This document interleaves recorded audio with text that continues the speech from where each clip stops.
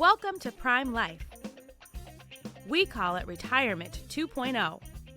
Leave each episode with tips and new ideas to help you navigate retirement in our new age. It's your time. Make it count. This podcast is for educational purposes only. It is not intended as medical, investment, or financial advice. We do not sponsor or endorse any of the individuals, companies, products, or services featured on this podcast. Any statements or opinions expressed are of the individual who makes them. We hope you enjoy the episode.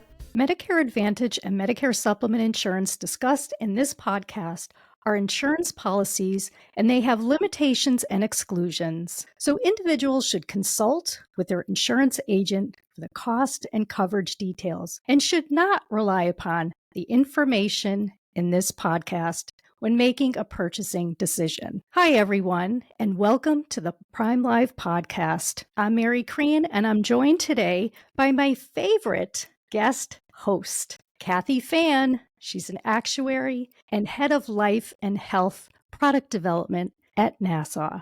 Kathy, welcome.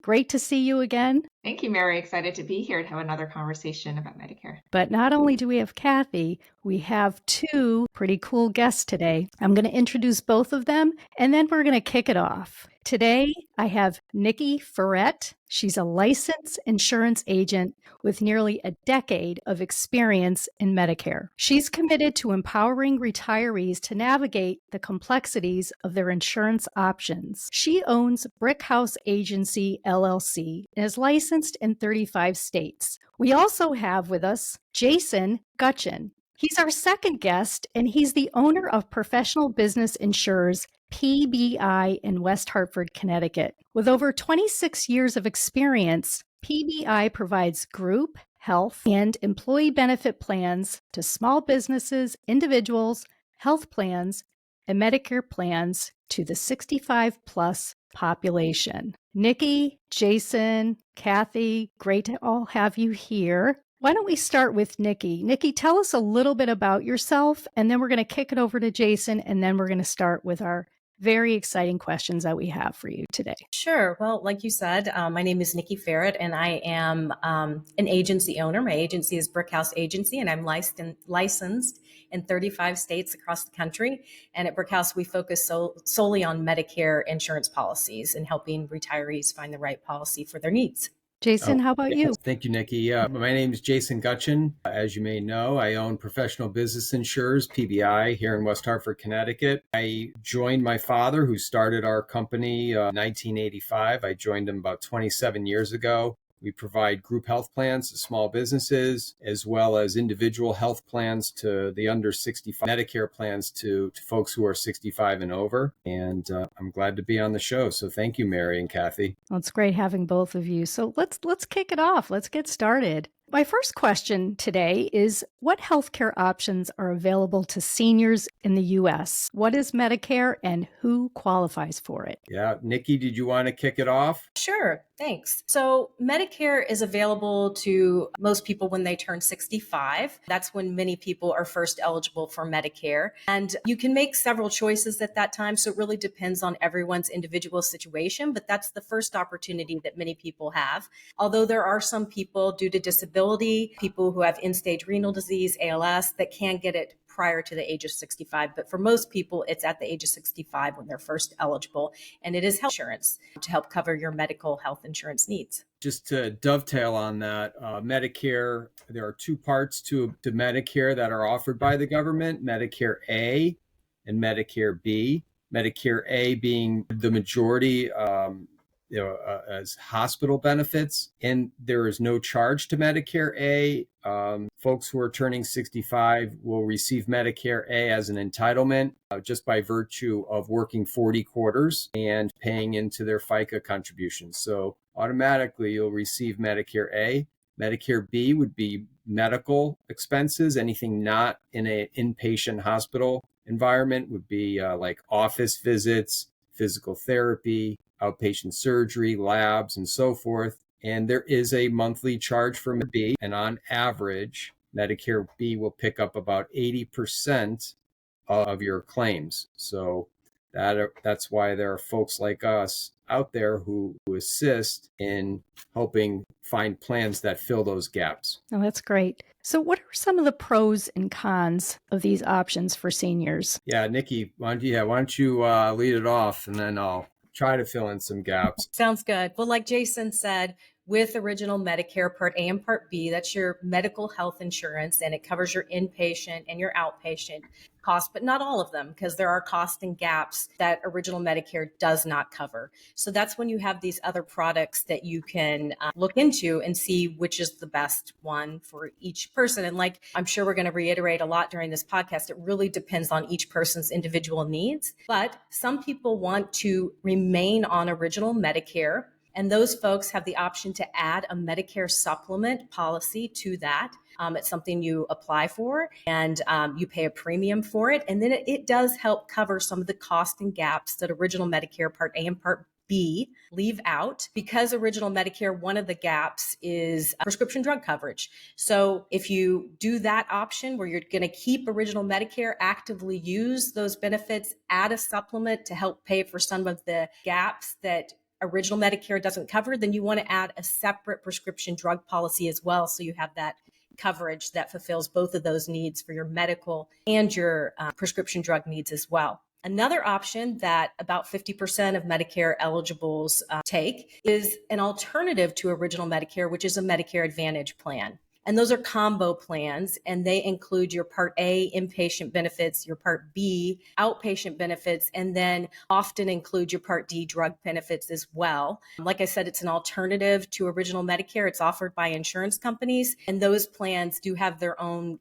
each plan, there's a bunch of them out there for people in their areas, and they each have their different benefits or different costs associated with them. So those are kind of your two main options if you're looking for coverage above, beyond, or to replace Original Medicare. It's Original Medicare supplement and a prescription drug plan, or a Medicare Advantage plan that includes medical and prescription drug coverage. That's great. Jason, what do you have to? I couldn't have said it better myself. Again, it's based on whether someone who's eligible for Medicare and is interested in pursuing Medicare options, it's what's sensible and suitable for them at that time. So depending on their own individual needs will determine whether Medicare A and B, in other words, Original Medicare, and a supplement with a drug plan work in their best interest, or if they were to forego that and you take advantage of a Medicare Advantage plan, if you will, which is more akin to a health plan that folks are kind of familiar with during their working years, where there's a network of providers and co-pays, and there's value-added benefits, supplemental benefits, such as dental, vision, hearing. Those television commercials you see with Joe Namath are really trying to promote the advantage, but for more people than not, they're very sensible options. They're both good options. They're both good. What are the key factors that individuals should consider when deciding or reviewing the options for both of the products that you mentioned, Medicare Supplement and Medicare Advantage? I think there are pros and cons to both. And you have to see which one's the best fit for you. So when you're kind of evaluating which one of these two options you want to go with, some of the points that I bring up with a supplement, with a Medicare supplement policy, you're still actively using that Original Medicare. So your network, so to speak, is Original Medicare. So any doctor, provider, hospital, facility across the country, if they accept Original Medicare, they must accept your supplement as well. So if you don't want to have to worry about an insurance company's network, then maybe you might like the supplement. Again, too, they are nationwide as well. So if you travel a lot, if you're going to go visit family for a couple months in another state or something like that, or you're a snowbird,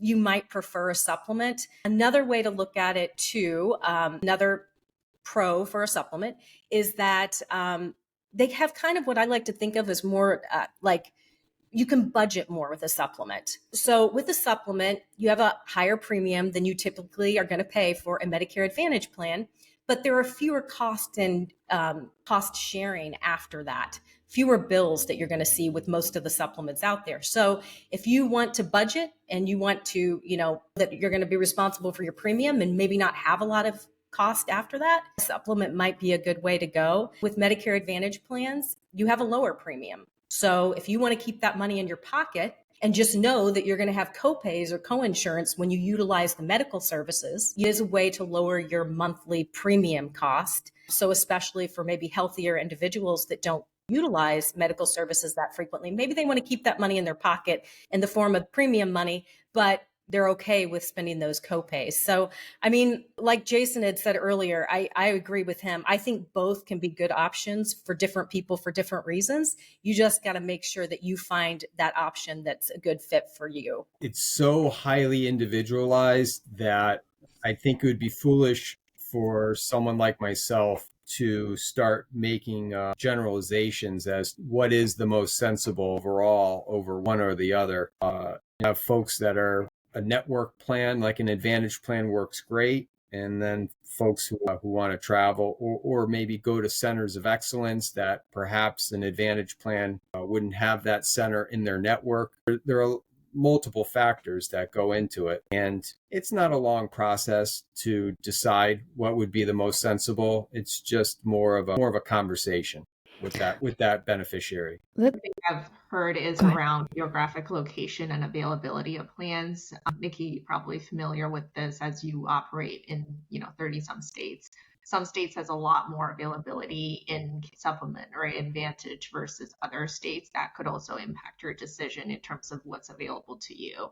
And at what premium. Yeah, it can be true. There might be different areas of the country or rural versus more metro areas. You might have more plan options in metro. You might have networks that have broader networks or something for people that would kind of be someone that maybe would lean more towards a supplement if they're concerned about some of those things. But you're going to be able to find plan options, I think, in most places. It's just how many. Are there going to be fewer or more depending upon where you live or the networks? Paying attention to networks when you go with Medicare Advantage plans is really important. This is a great segue for our next question. How do seniors enroll? And we'll get that answer after a brief word from our commercial sponsors.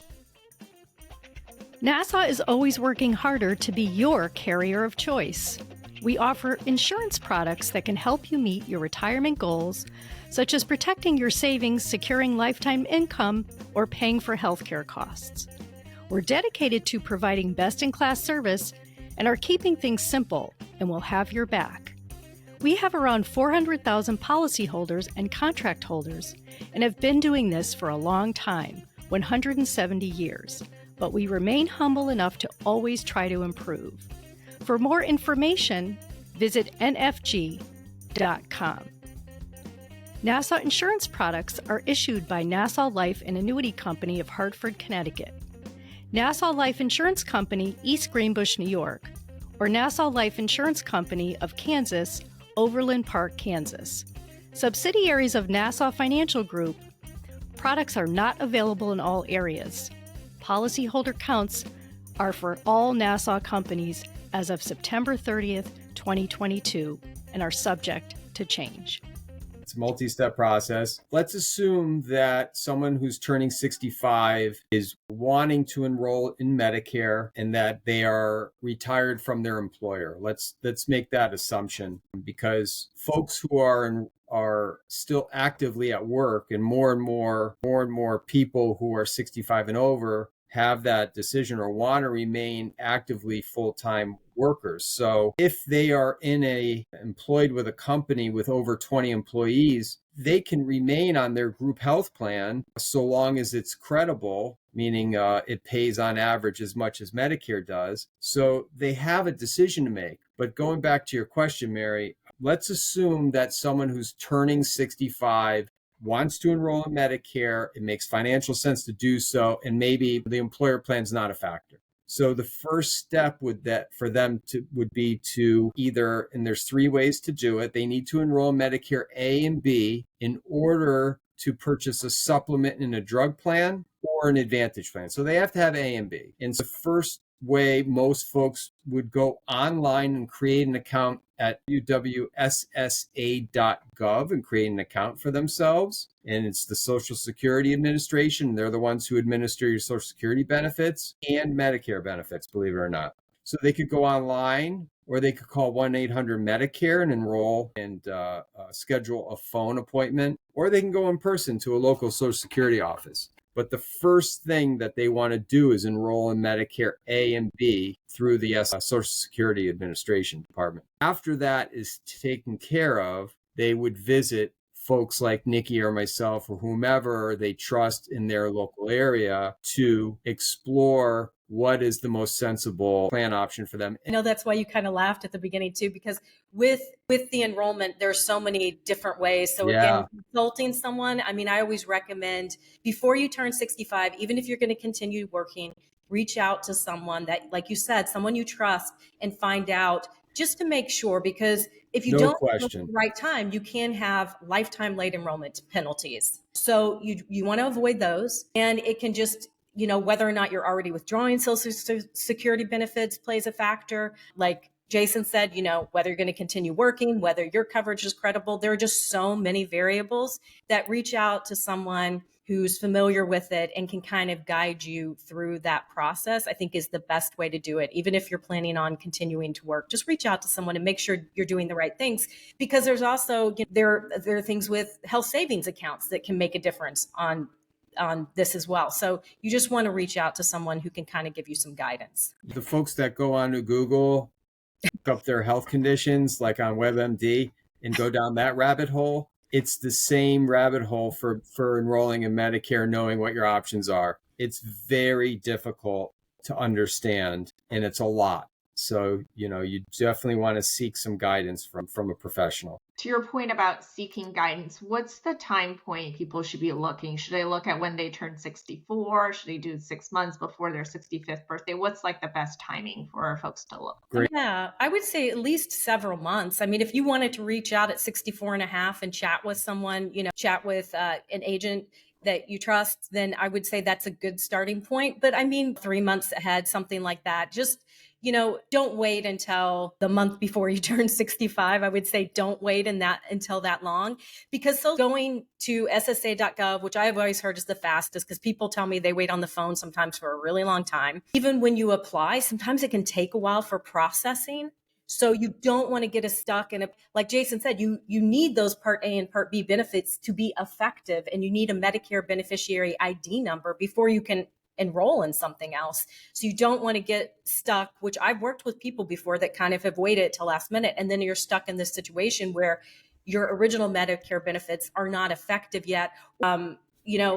Medicare has to say that you have those benefits. The insurance company can't proceed with an enrollment until they get that confirmation from Medicare. So you don't want something like that to happen. So I would say at least, I don't know, what do you think, Jason, like 64 and a half, 3 months out, at least would be good? What I typically advise is 6 months out, make a call, and then whomever will give you first steps, then next steps. And then I can only speak for me. I typically kind of jump in after the 3-month mark. Within 90 days of their 65th birthday, that's when I jump in and make sure that they've enrolled in A and B, and that we've taken down the list of their providers and prescriptions and talked about what their needs are and so forth. And so we can make a well-educated decision well in advance, that they know and they understand and are comfortable. And it also gives them time to get other opinions. I'd say 6 months out, typically, to get moving with Medicare through Social Security, and then within 90 days to work with a professional. Right. And there's no rules. It's just, that's kind of a safe guideline. That's all. Great. I think this is a good segue. We hear a lot of terms, when senior get flyers or online, we talk about IEP, AEP, OEP, SEP. There's a lot of different terms. Can you guys help us explain? So what is initial enrollment period, annual enrollment period, open enrollment period, and special open enrollment? Do you have 3 more hours? Maybe let's do like a 20-second. We'll keep it nice. Try to keep it nice and simple for our audience. I can take the first couple and then pass it off if you want to do it that way. But IEP is your initial enrollment period, and that's the 7-month window surrounding your 65th birthday, the 3 months before, the month of your 65th birthday, and 3 months after. And that's your first eligibility for original Medicare. And you can also add on some of those other products we talked about. AEP is the annual election period. So we're in that right now. It goes October 15th through December 7th of every year. And it is your opportunity, if you're on a Medicare Advantage plan or a standalone drug plan, to review those plans, see any changes that are going to happen for the next year, see if there are any changes to your network, your cost, your drug list, your formulary, which is your drug list that's covered by your plan. See if there are any changes. If you are unsatisfied with the way your plan is going to change for the following year, that's your opportunity to put in an application for a new plan that would begin on January 1. And then at the beginning of the year, January through March every year, we have the Medicare Advantage open enrollment period. It runs at the same time as the general enrollment period. And during that span of time, if you're already on a Medicare Advantage plan as of January 1, you can make a one-time switch from Medicare Advantage plan to another Medicare Advantage plan, or you can elect to leave your Medicare Advantage plan, go back to original Medicare, and enroll in a standalone drug plan. And for folks that maybe missed other enrollment periods, it's also your opportunity to enroll in original Medicare if you ran out of other enrollment opportunities. It would be kind of your, last resort of enrolling in original Medicare. So that's 3 of those. Do you want to take the SEP and the OEP for MedSup too? Let's keep it simple. Just one thing about open enrollment, OAP, what we just talked about. You can make a bunch of changes January 1st through the end of March, I believe, right? Correct. So the one thing you cannot do is move from one drug plan to another. Right. So you could change from one Advantage plan to another. You can make another change, or you can go from Advantage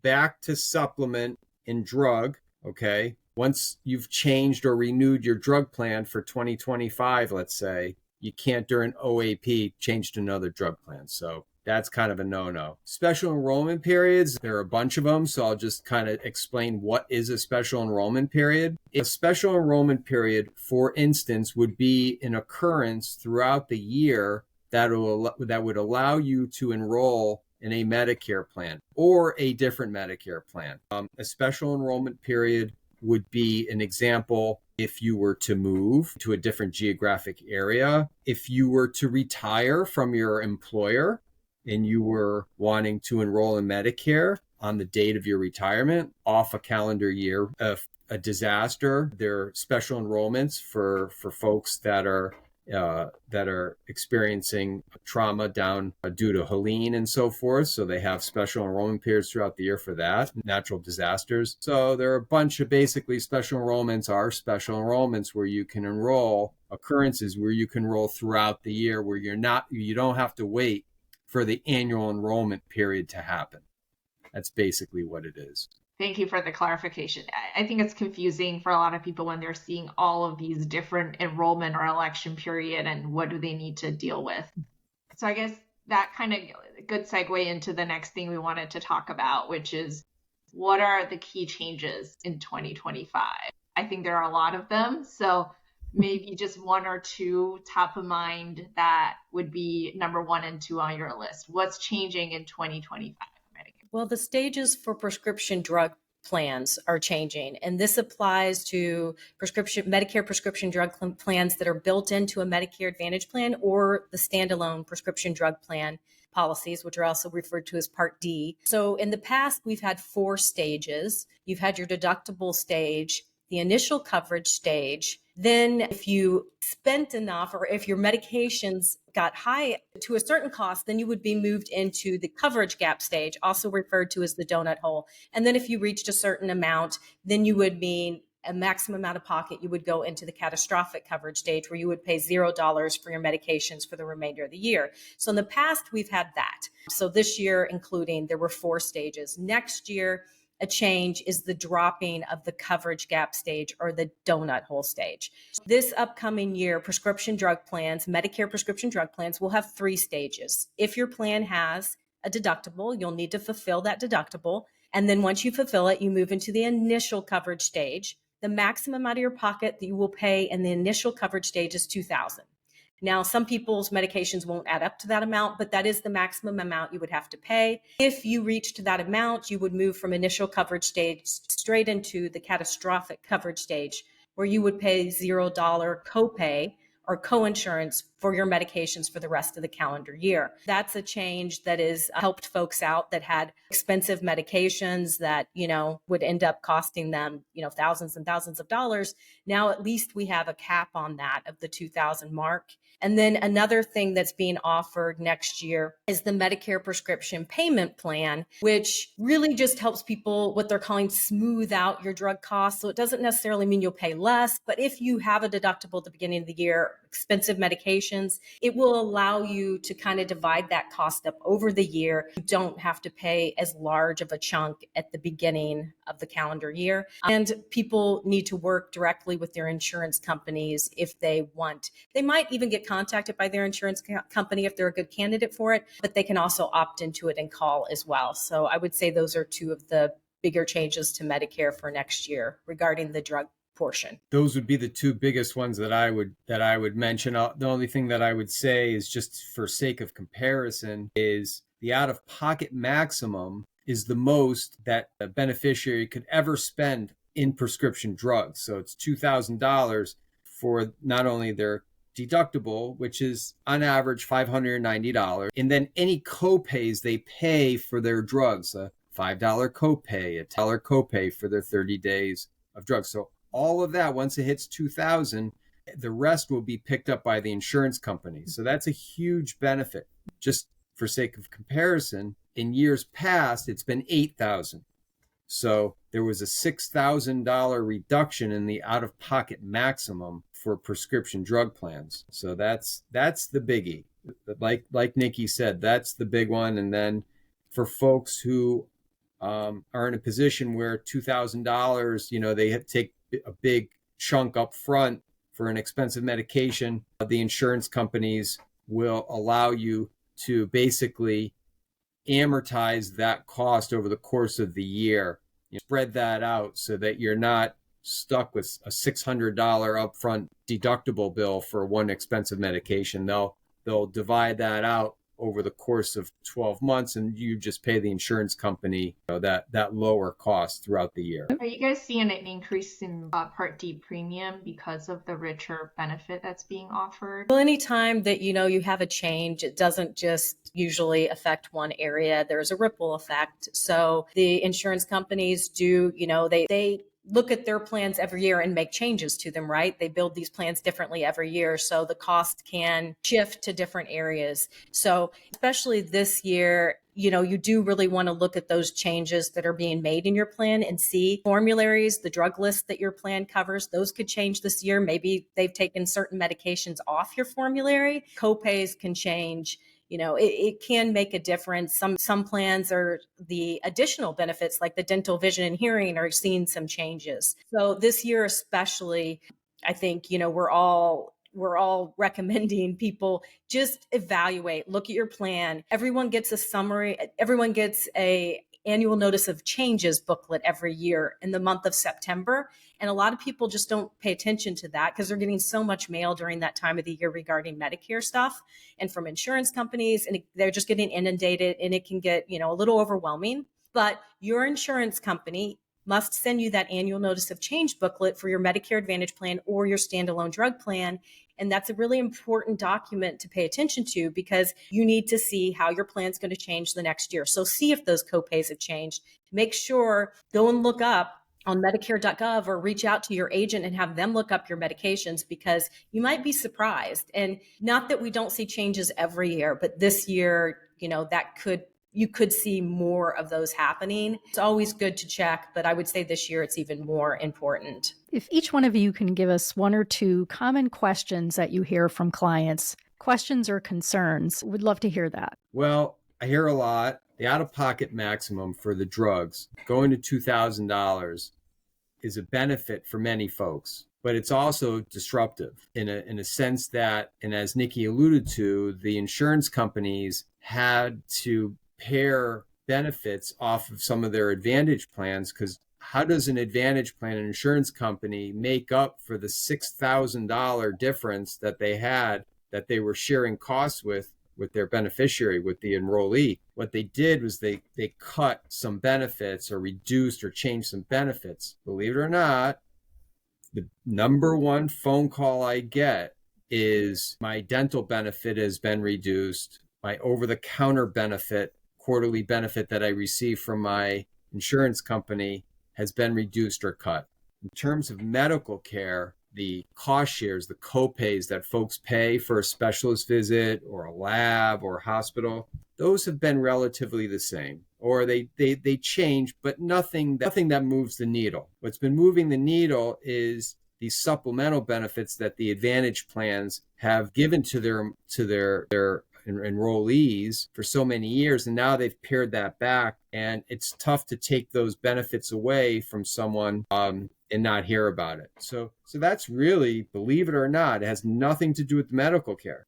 The medical care is fine. It's great. The networks are actually even better on Advantage plans than they used to be. It's those supplemental additional benefits that, what I call the goodies, if you will, that have had an impact. And so that's kind of what I get more times than not. And I'm sure I'm missing stuff, but that's the number one phone call. Where did my dental go? Where's my OTC? My vision benefit has been reduced, that kind of stuff. I mean, I would agree with Jason. And it's just, there's so many questions out there, and people come in confused about so many things, which is why, again, chatting with someone who does this every day can be helpful, because it is a very complicated system. So I think there are a bunch of regular questions out there, even when people are first entering Medicare. People are confused about the products. They'll interchange the names of the products and things, and you have to just really make sure that educate people well and inform them. And then not making assumptions either, I think is good. I'll talk to people and they'll have certain medications and they're like, oh, that's a very inexpensive medication. I don't pay a lot for that medication. Well, okay. But as your agent, it's important that we look it up and make sure, because just because you're paying, maybe you have a $0 copay for it right now, that doesn't mean that every plan, it works that same way. So just understanding how individualized these plans are, I think it's really important. You have to, whether you're Medicare.gov and do it yourself or work with someone, just you have to compare these plans very well and just not make assumptions. My doctor was in network last year. Okay. But we need to make sure that's true for next year as well, because things change. I would say that's so many questions that get asked, but I mean, I think just making sure that you stay diligent about keeping up with it and making sure you're still in the right plan for you. What would you say a couple of resources that are out there that you could share with our audience that would educate seniors? I think you've mentioned a couple already, but if you can just throw a couple out, Gov and whatnot. Yeah, I mean, I'd say that's the big, Medicare.gov is a really good resource. The Medicare and You Handbook is a good resource. If you're looking at a Medicare supplement, there's a Choosing Your Medigap Policy guide booklet that they update every year. All these are through the government. And I'd say those are, some of the better resources out there. You can go to Medicare.gov and look and compare plans as well. So that would be some of the ones I would recommend. If you have a lone wolf and they want to do it by themselves, those are the best resources. And I would agree with Niki, on top of getting a professional involved. Medicare.gov, one thing to remember, you can look at Medicaid plans in your area.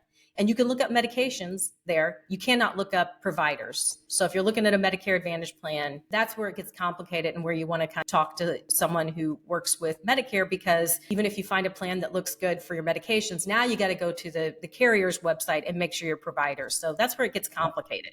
I have a client who went on to Medicare.gov. He thought he was doing his homework. He entered all his drugs into the system. It spits out an accurate picture of what the drug cost would be by carrier, and this is in Connecticut.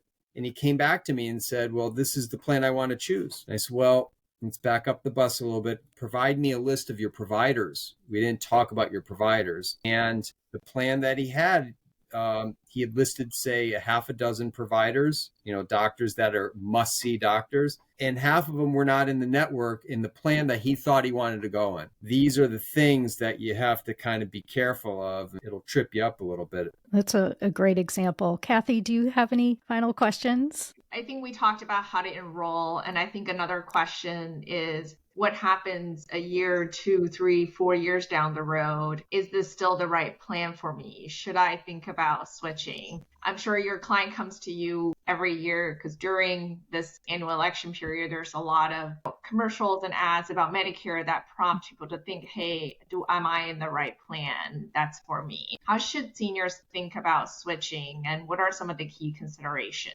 I think we discussed it just kind of naturally that during the annual enrollment period every year, and I'm sure Niki does the same, we send out a letter in early September to every single one of our Medicare clients explaining, hey, there's going to be some changes. We want you to know that your annual notice of changes is going to come from your carrier. Please review that.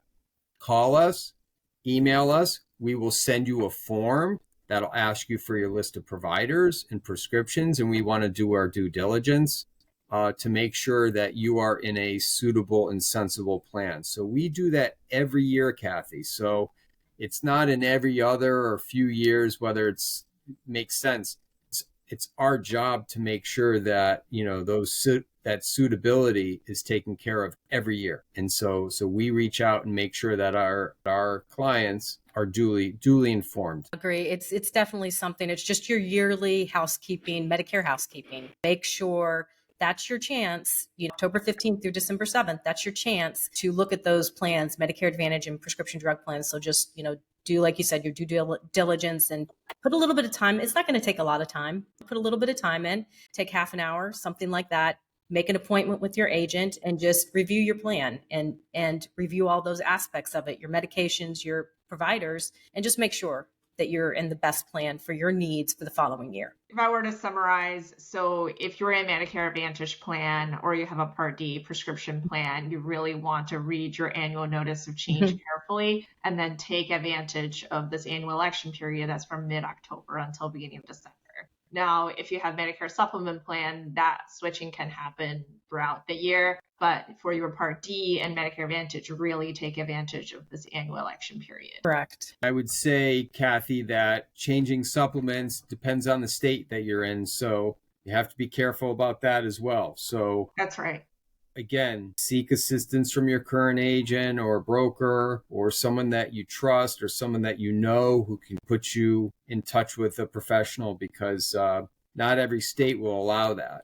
There are underwriting guidelines. I'm in Connecticut, so I'm surrounded by 3 other states, including Connecticut, 4 states that are what we call guaranteed issue states. So it doesn't matter. We can switch anytime we want, but not every state works that way. So you got to be careful. Most states are subject to underwriting if you're switching after your open enrollment period. This is a lot of great information, and we could have another episode on this, but we are getting a little bit near the end. Before we get to the final question, our favorite question, what are a couple of tips each of you would like to share with our audience? We've said this numerous times during it, but just remember, these are products that each individual needs to evaluate what's best for them. As people get close to 65, close to retirement, they start talking to people, and just because your neighbor loves their plan, or your brother, your sister, your spouse has a plan that works for them, that's wonderful, and it's good to kind of see how different plans work for different people.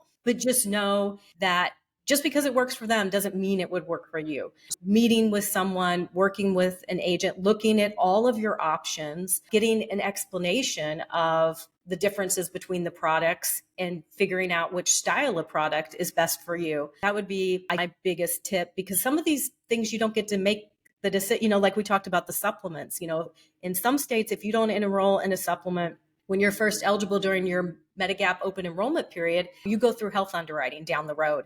And for some people, that would make it so they could not get a supplement that they wanted down later years. I think just making the right decision for you at the right time, and taking into consideration what people say, but don't get stuck on one thing. And like you mentioned, the commercials earlier, those can be very confusing for people.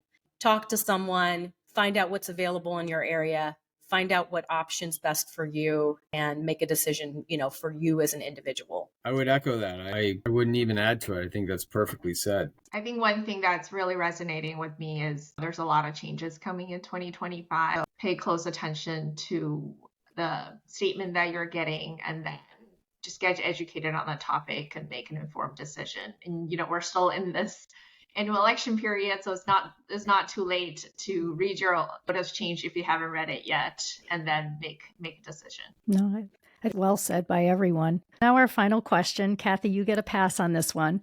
Niki, I'll start with you. You have a very interesting background, and you could wake up and do pretty much anything you want.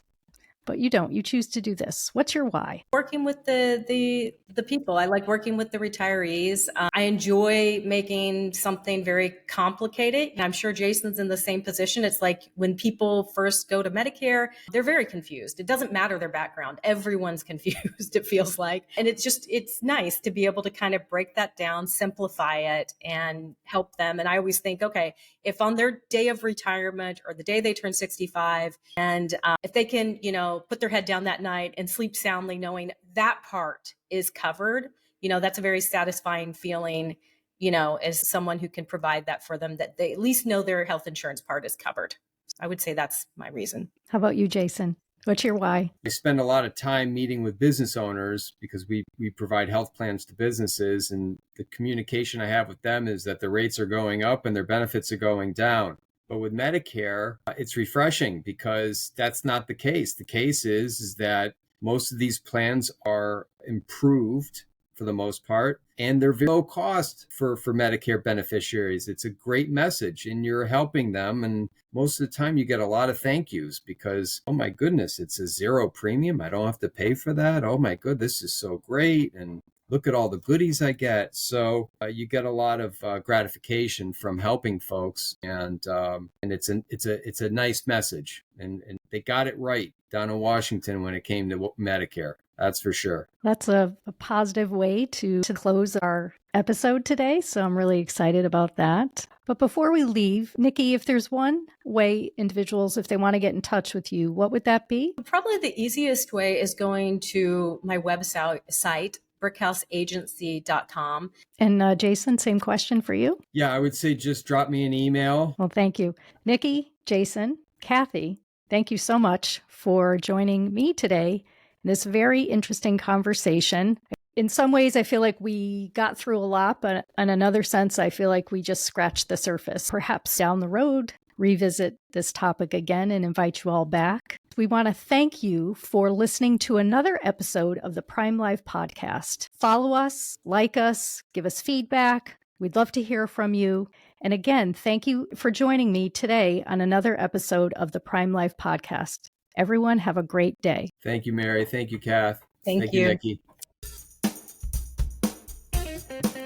Remember to subscribe to the Prime Life Podcast anywhere you find podcasts. You can find all of our episodes, contact information, and more on our website, primelifepodcast.com. Stay connected with us. Follow us on LinkedIn, Instagram, Facebook, and TikTok.